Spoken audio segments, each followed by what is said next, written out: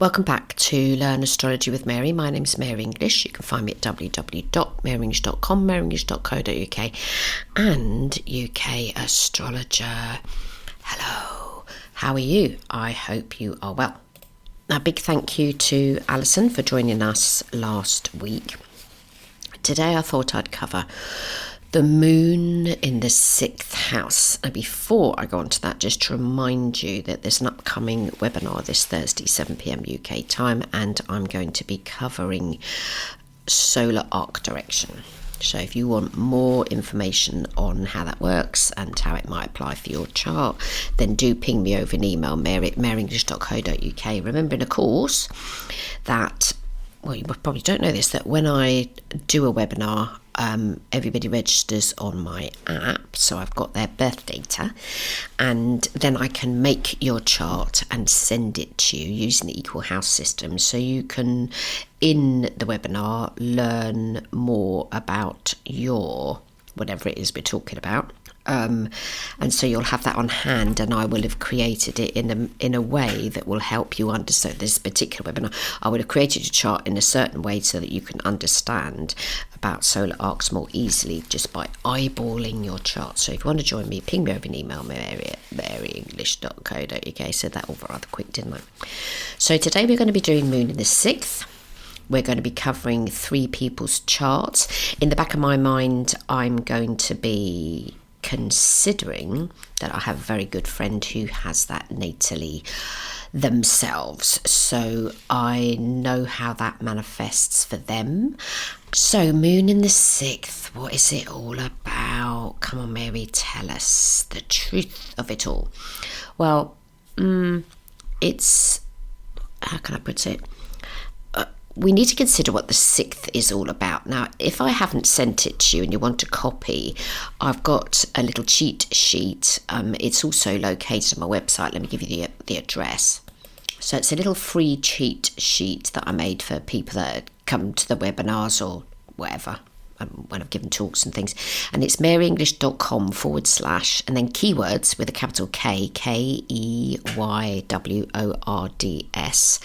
and then a dot, and then lowercase txt. So wing over there, and the reason that the address ends in txt because I run a Mac and it's called text document, but it does mean that any form of whatever it is you've got, you'll be able to download it. It's not something like you need to have Word installed. It'll download on near enough any device. If it doesn't download on yours, tell me. I'll do something different.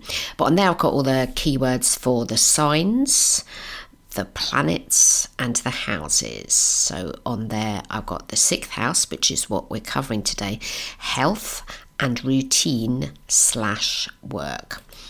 Now, it's very possible to be able to, when interpreting a chart, just to use those keywords and to be able to make some sort of sense about whatever it is that you're looking at in the person's chart. So an absolute bare bones minimum of who that person is.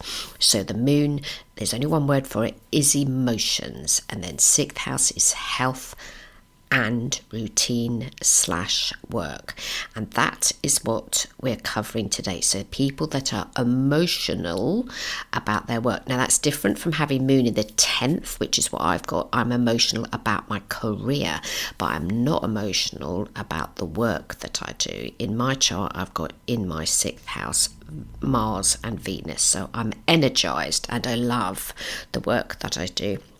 And for me, I think it's quite nice the way my chart's worked itself out, because having some personal planets, Venus and Mars, it gets me going in the 6th, and then to have moon in the 10th, I pretty much am someone that is quite work orientated.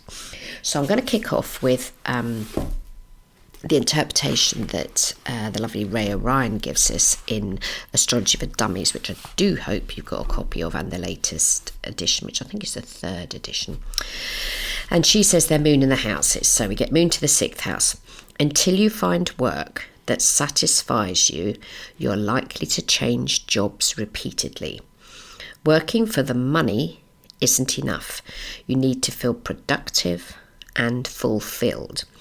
Service or health professions are especially satisfying. Also, you worry about your health, which can be affected by your reactions to your job. Now, this person that I know very well, that's that. They've never worked in a healing profession or healing capacity, and they've now retired, so it's a little bit more tricky for them because the work that they did have every day doesn't exist anymore. And so that's something I wanted to say as well, that I don't know if I've mentioned, but I'm coming up for UK retirement age. I'm not coming up to retire, because that's not what's going to happen. I very probably am not going to give up work completely. And there's just not much information out there about the whole retirement thing. So I went Googling and book shopping, and I got 2 books. One's called Changing Gear, Creating the Life You Want After a Full-On Career. I don't know if that totally applies to me. And another one that's about retirement. I haven't got it in the room at the moment, it's in the other room, but it was something like Don't Steam Ahead or something. I can't remember the title. Dom, how vague am I? But anyway, both books, I've bought them to read about them because I want to be able to be in control of my retirement, and also take into account my chart. So the chart can be used for babies, the chart can be used for the new job you get, the chart can be used for when you get married, the chart can also be used when you get towards, inverted commas, retirement age, because if you do something that fits nicely with your natal chart, then however it is that you tackle your retirement will absolutely slot in nicely. So I'm taking into account that I don't want to retire, as in stop work completely, because I've got my Venus and Mars in my 6th, and the 6th is work, and I have my moon in the 10th, so I will continue to work in some capacity, and I really doubt that I'm ever going to stop doing readings. But anyway, that's just an aside, because we're talking about the 6th house of work.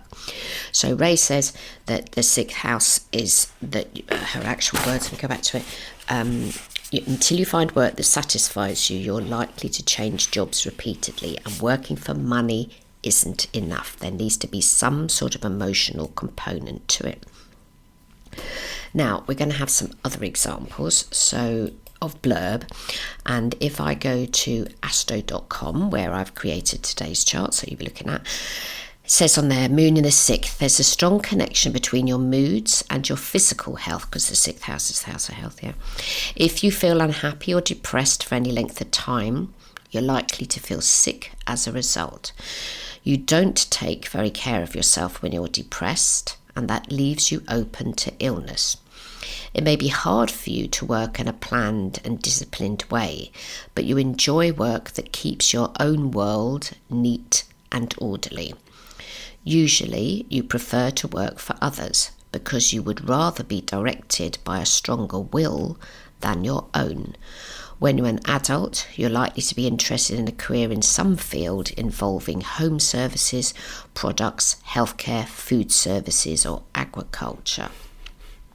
Now, the friend that I'm thinking about didn't work in any of those type of jobs. Agriculture, you could say, very loosely connected to that. They worked for a union that insurance union that involved farmers. So we're going to be stretching astrology a little bit. That's the job that they have just recently retired from.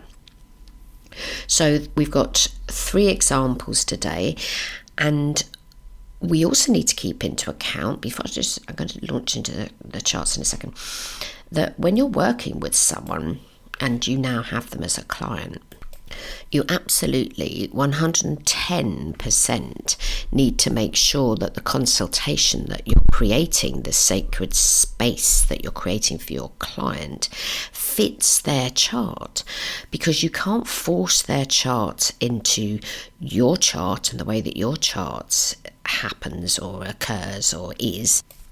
My professional opinion is that if there now you have the answer to life, the universe and everything by having their chart, surely you're going to create your consultation to fit the way that the client sees life. And if I'm working with somebody with moon in the 6th, and the moon is the emotions, it's the subconscious, the unconscious, and it's in the 6th house of health. If I don't bring up anything to do with health or routine or work or whatever, I'm not going to be doing my job properly. So when you're looking at a chart, you're looking at it from the perspective, we should be looking at the chart from the perspective of keeping an open mind about it. And it gives you a true insight, provided you've got the right birth time, etc. If we talk about houses, I mean, if you haven't got houses, it doesn't matter, you just do the science of things. It gives you a true insight into what the person's motivations are. So therefore, you can then work with them in a way that makes them feel heard, understood, nourished, cared for, etc. And everybody's much more happy. What I don't like is seeing people advertising their astrological services whereby they're going to try and squish the client into the way they think or they themselves are. And so, you know, they've got to worry about this or worry about that. So therefore, you know, or financial one, don't get me started on ones that charge hundreds of pounds for reading, but it's really, really important when you're working with a client and you're trying to help them, is that you absolutely need to take their chart into account to the way that you're going to nourish, care for, look after, be considerate of, yeah? So just saying that as a starter. Now, first chart we've got, it's not as, I think Astro Databank classifies it as a C because it's Adele, the British singer, because she's born in the UK, it won't be written on a birth certificate. However, her chart is in one of her books and she has an understanding of astrology, so someone somewhere must have remembered her time of birth and been able to give it to her for that chart to be created. And she was born on the 5th of May 1988 at 8:19 a.m. Now, if you've ever seen Adele, I think that's how you pronounce it. If you've ever seen her live, the clips that are constantly played are the ones where she's totally overcome with emotion and either crying or getting emotional about someone or something somewhere. There's a clip about, I don't know, was it the teacher, somebody who taught her singing, or a teacher from school who happened to be in the audience of one of her concerts, and then, I don't know, the spotlight goes onto this person, she realises she's there, ooh, she's all overcome with emotion, etc. And that happens in her work. So she is most definitely emotional in her work, and quite a few times she's stopped working and not done any music because she's overwhelmed by it, and I think she's a mother now. Anyway, we've got Cancer Ascendant, and the ruler to the ascendant is the moon, and the moon is in the 6th. So we've now got a connection between the ascendant and the moon. And the 3 charts that I've chosen today, so I've chosen somebody who's a sun sign Taurus, which is earth. I've chosen someone who's a sun sign Leo, which is fire.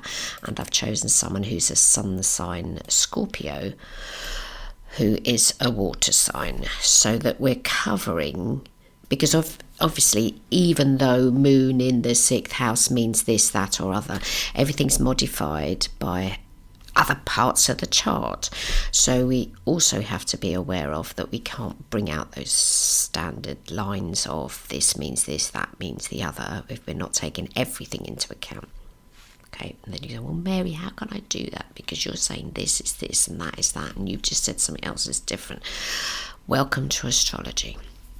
So Adele, she has moon 26 Saggy, and it's conjunct sun's conjunct Jupiter, and moon is conjunct to Uranus and Saturn, out of sign. So she's got, because she's born in 1988, she's got the super indigo conjunction of Uranus and Neptune, and she's got Saturn whacked into the middle of it, and it's all retrograde. So she is, in a sense, a spokesperson for her generation. So the things that are of concern to her are more likely to be of concern to others that are the same age as her. Okay. Now, we cannot, obviously, in her case, just take the moon on its own and go, oh, moon is Sagittarius in the 6th house. Oh, where's your keywords, Mary? Oh, that means... So we could do the keywords. So Saggy is all about... See, where's my keywords gone? So Saggy is all about believing in, and the moon is the emotions. So I want you to believe in my emotions. And then the 6th house of health, routine and work. So I want you to believe when I tell you I feel sick. Not believe, but believe in. So if I tell you I feel really wonderful about something, you want to believe in my emotion. Now, believing in and believing are two totally different things. And yeah, we can do keywords for that. That makes sense. Oh, but then we've got to slap in there a bit of Uranus and Saturn. So if we just go Uranus, so Uranus is sudden happenings, and Saturn is responsibility in the sign of Capricorn, and Capricorn's all about being serious. So with them conjunct, it's like, not only do I want you to believe in my feelings, I want to take them seriously, but they might suddenly overcome and take me over. Yeah, we can write so many different stories just using keywords. Now, obviously, all of this, because it's a British chart, we have to be very careful that we don't make solid judgments about something because we don't know for 110% sure that that person's born at that time. Now, it also depends what house system you use. However, when it comes to the 6th house, a planet would have to be right at the beginning in equal house. It would have to be right at the beginning of the 6th house in equal house for it possibly to be in maybe in the what's the sign before that? The house is the 5th in Placidus. I don't know, but normally speaking, something that is towards the descendant in most house systems is going to be classified as being in the 6th. Okay, I don't know because I don't use the Placidus system. I use equal house, but in equal house, her moon most definitely is in the 6th house.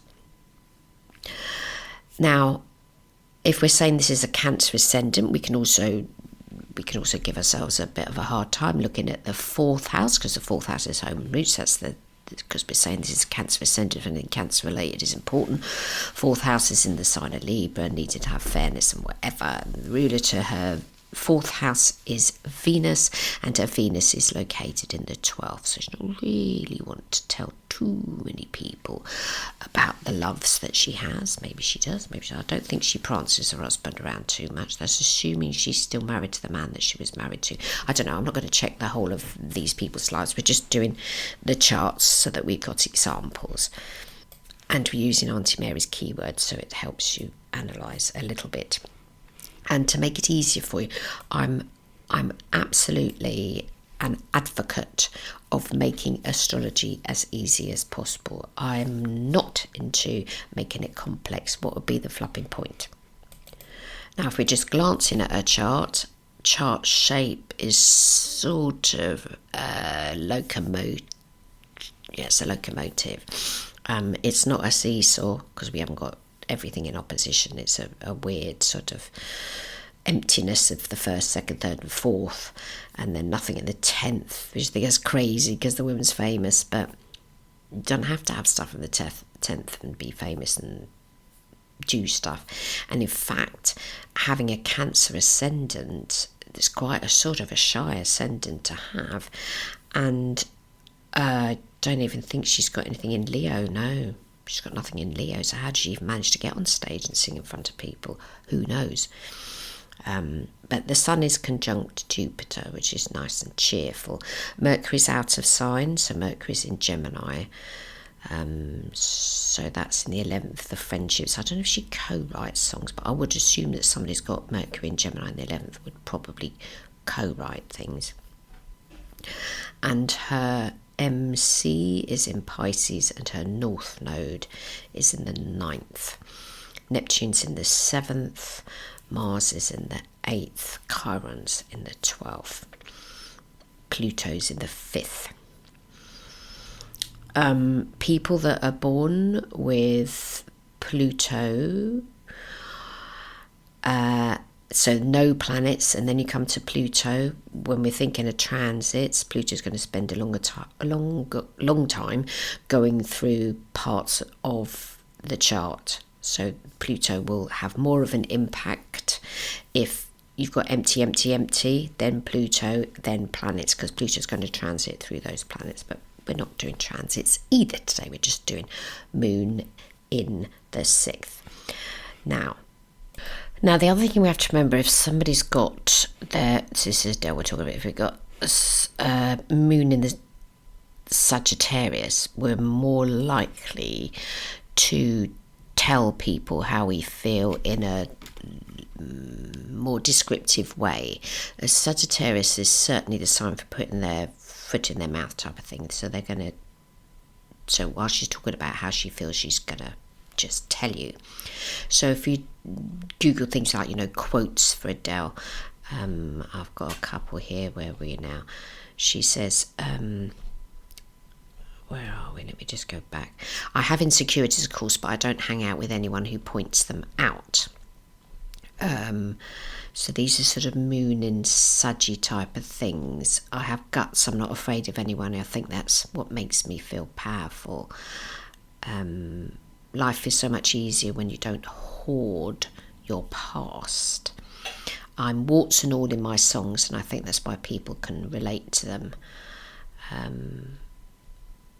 Sometimes you have to allow yourself to be sad in order to move forwards. I wanted to be a singer forever, but it's not really my cup of tea having the whole world know who I am. I don't make music for the eyes, I make music for the ears. So she's quite outspoken about how she feels about her career. And Moon in Sagittarius is less, unlike Moon in Scorpio. Moon in Scorpio is never going to tell you how they feel. You're going to have to put a gun to their head, tell me how you feel. But Moon in Sagittarius is a bright moon sign that wants, normally, depending on what else is going on in the chart, normally wants to express how they feel and to have a reason for it as well. Moon Sagittarius people will tell you why. Why is very much like, why, mummy, why? So that's Adele. Okay, so next example. Now the next person is a lady called Crystal Bowersox, who, according to Wikipedia, is a singer-songwriter and actress who was the runner-up on the 9th season of American Idol. She was the first female finalist in 3 years. So we'll come back to her life in a minute. She's got a Libra ascendant, Sun in Leo, and the Moon in Pisces. And the Moon's not doing, well, it's doing quite a bit, but she's got a splash chart. She's got all her planets all the way around the circle. She's got a Libra ascendant, so relationships are going to be really important for her. The way she looks is going to be important for her. And she's a Leo, and she also has Sun in the 11th, just like Adele, and Moon in the 6th, like Adele, but they're totally different people, totally different signs of the zodiac, etc. Now, her Moon is in the sign of Pisces. So if we're using the keywords list, Pisces is about needing to be intuitive, 6th house, work, health, routine, and the Moon is the emotions. Moon in Pisces people and Pisces in general are wanting to be intuitive about things but not entirely practical.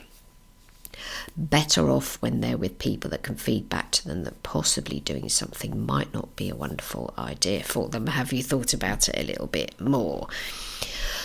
Now, remembering, of course, that the 6th is how we work and what we do and how we set our routines up in a sort of Virgo-y type of way, because the 6th house is a little bit like the sign Virgo, not the same but similar.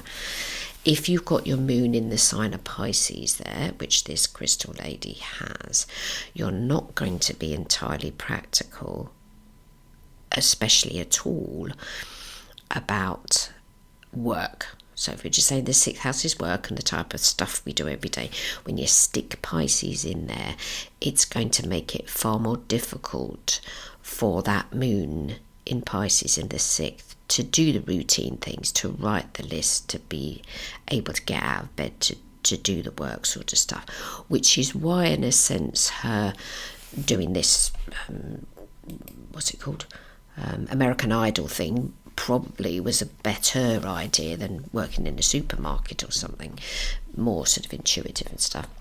She's actually a twin, so she has a twin brother. Her parents were divorced when she was 2 years old, and at 6 she was diagnosed with type 1 diabetes. So that's a bit crap. And I wonder whether or not the brother was as well. Does it say? She was in a choir. It doesn't say that the brother was. That's a bit strange, isn't it? Both came from the same parents and they're twins. But anyway, so she's quite... when the moon's in the mutable sign, so Adele's moon sign is mutable, this crystal lady's moon is mutable. The moon is going to change. It's not going to stay the same. It's going to be wobbling all over the place, especially with it being in Pisces. When she sang her thing, they said she had raw natural talent. And then a little while later, she was hospitalised because she got ketoacidosis. That's horrible. I've had that. It's yuck. I've only had it once, never having that ever again. Yucky, yucky, yucky. And then she came out afterwards. She came out that she thought she was bisexual. She was married for a while, but the marriage didn't last. And the sun in Leo is going to want to have an audience. I don't know that the moon in Pisces especially does. And if I were advising her as a client, I'd say, oi, get a hold of your moon, because your moon so much wants to be lost in a dreamy world with the fairies, and you need to be able to give that moon some satisfaction, but you also need to get out of bed and do a few things. So allow the moon to have its creative side, but to balance that with something that makes life less self-destructive. Her moon's square to her Venus, and Venus is the ruling planet to her chart. It's also square to her Neptune, so she's going to get caught up in ideals that might not be to her, for her own best interests, that type of thing. And I'd definitely be considering remedies for somebody with moon in the 6th, things like Ignition, something to tone down the emotions, because an out of control moon in Pisces is a nightmare. When Pisces becomes out of control, it's like a sort of a whirlwind, or it's not even wind because it's water, but like a what do you call it when the water goes round and round? There must be a word for it. Hold on, let me have a look. Whirlpool, that's what I'm thinking of. It's like a whirlpool going, the water going whizzing round and round and round, and the Pisces person has got sucked down, or they've gone. But the trouble is, it's right to the edge of the lake now or wherever, and everybody else gets drawn into them. There's this sort of person that sort of accidentally falls into the river, and then everybody else dives in and after them, and they all drown as well. Everybody goes down together. So that's an out of control Pisces. Okay, I am a living Pisces. I know the downsides of being one. And I'm a reformed Pisces. Pisces needs to allow that intuitive thing to happen, but not at the expense of living on the planet Earth. Yeah. So that's crystal Bowersox, splash chart, Libra ascendant. Venus is the ruler to it.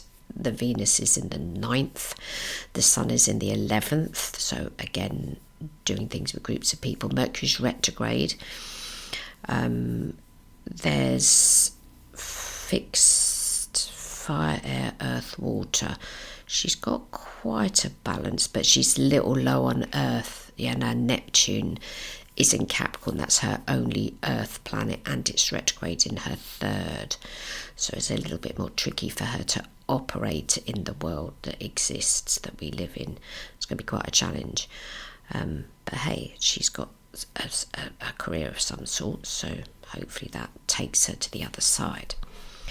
So that's our example number 2. Now, example number 3 you will have heard of, or you might have heard of these other people, but this is somebody that was in the news for a considerable amount of time for all the wrong reasons. And his name's Oscar Pistorius, and he is an athlete. And according to Wikipedia, he is a South African former professional sprinter and convicted murderer. He was the 10th athlete to compete at both the Paralympic Games and the Olympic Games. He ran in both the non-disabled sprint events and in the sprint events for below-knee amputations. Both his legs were amputated below the knee when he was 11 months old as the result of a congenital defect, and he was born missing the outside of both feet and both fibulas. His athletic career ended when he was convicted of murder in 2015. He was first convicted of culpable homicide of his then girlfriend Reva Steenkamp, which was subsequently upgraded to murder upon appeal. Now, I'm not going to make any judgments about that because that's too sad for all the families involved. We're looking at the astrology here. So we've got somebody with an Aquarius ascendant and the sun is Scorpio, 29 degrees 44 minutes and 15 seconds. Don't give me any lectures about the fact that it's 29 degrees, so therefore it's more challenging. It makes no difference the degree that your sun sign is. Okay, I'm constantly getting asked about that. It doesn't matter if you're 29 degrees, 1 degree, 5 degrees, 15 degrees. You can make loads of different stories about it, but you're still that side of the zodiac regardless. Okay, so it depends what else is going in your chart. Now, Oscar has got moon in Leo in the 6th house. So the 6th house is the house of health, routine and work. Leo is all about lavishing, and the moon is the emotions. So this is somebody that wants to be emotionally lavished, so have people to recognise. They're not going to be very quiet about how they feel. It's going to be, oh, look at me, look at me, look at me. That's the downside of Leo. Look at me, look at me.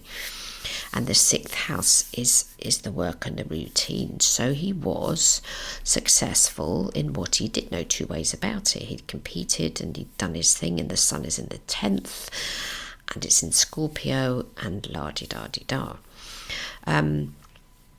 Now, I've done the transits for the day that he murdered his girlfriend just to sort of see what might have preceded it or led up to it, what was going on for him astrologically.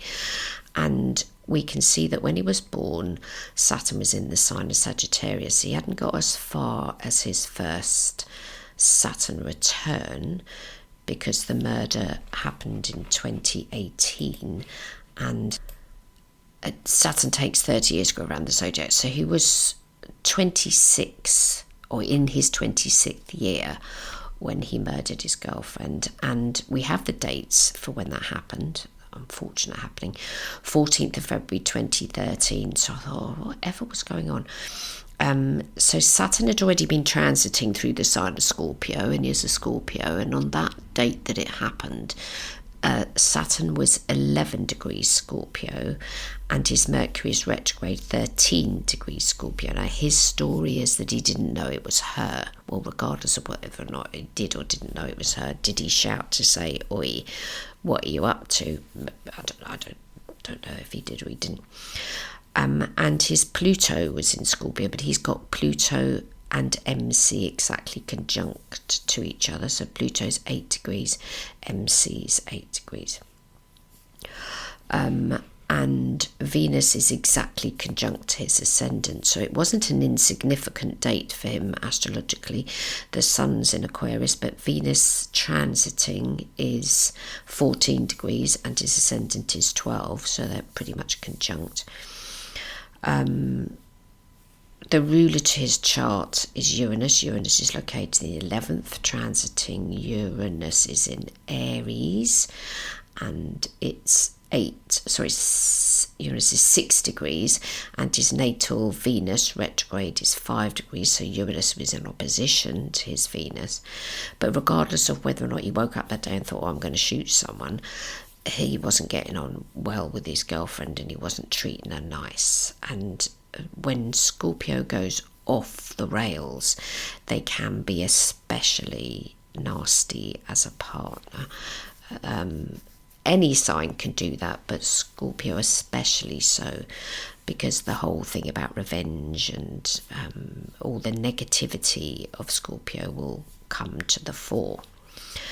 Now with the moon's square to Mercury, which is retrograde. The moon is square to Venus, and the moon is square to Pluto. So his emotional self isn't having a happy time anyway. And I'm not making excuses from what he did or how he is. I'm just pointing out the astrologicalness of it. And he seemed to have been capable of lying and had done quite a bit of that. So he wasn't very good in relationships. We got some quotes here. For a previous girlfriend, she revealed her fears that he would kill her and had spoken of his angry and possessive rages. The lady called Taylor dated the Olympian for 18 months, claiming he made her sit on a naughty step as he shouted at her, and once drove his Porsche at 200 miles an hour as a punishment for an argument. The then 20-year-old student said she was once so scared that he would shoot her, she hid his gun. It was to be the same weapon he later used in the fatal shooting of Reva. And in Reva's case, because the relationship didn't last very long, she said once, so where are we now? She said, sent messages, professed herself in messages to Pistorius to be scared of, so she's texting him saying, scared of you sometimes and how you snap at me and of how you will react to me. Steenkamp felt attacked, she wrote, by the person she deserved protection from. So this was brought up in the court as well. So it wasn't as if he treated his girlfriend in a particularly fluffy, nice way anyway. And that's the awful combo that you can get with a load of fixed planets, fixed signs. So you've got a fixed sign ascendant, fixed sun sign, fixed moon. And there's a hell of a lot of fixed in his chart: Moon, Mars, Sun, Mercury, Venus and Pluto. And Pluto is in Scorpio as well. So he was very concerned about his career, had spent his whole life at it. I think women were something on the side about him. I don't want to make too many judgments, but I'm glad I wasn't dating him.